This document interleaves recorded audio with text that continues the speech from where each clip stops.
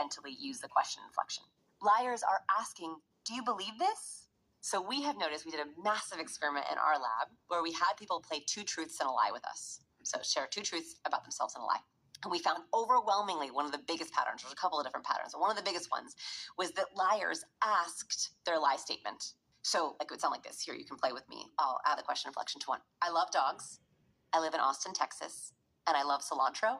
Oh, yeah. You don't like cilantro. No. So we noticed people asked the lie because they were asking, do you believe this? So our brain is very adept at this.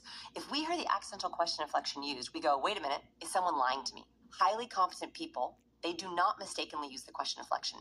They actually go down at the end of their sentences. So nonverbal, what you're looking for is incongruencies, where the verbal does not match the body.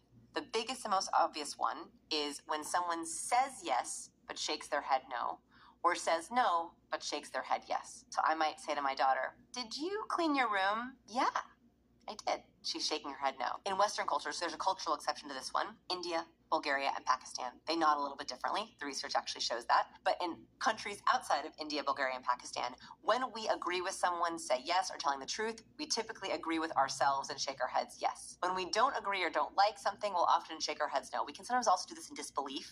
Wow, I cannot believe that just happened. So I'm always looking for incongruent nods. This happens a lot if you ask someone, do you like the new girl? Yeah, she's great, right? You see that 100%, yeah. all the time. And people, they don't realize they're doing it, but they're shaking their head no. They do not like that person. You'll also see this with mismatched facial expressions. And the biggest one for liars, the research finds, is disgust. So disgust is an expression that people make without even realizing it. And this is across cultures. When we don't like something or when we smell something bad, we crinkle our nose up and we flash the upper whites of our teeth and we go, ugh.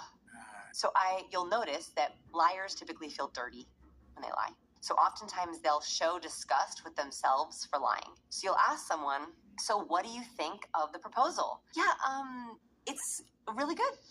And they might even sniff. Really?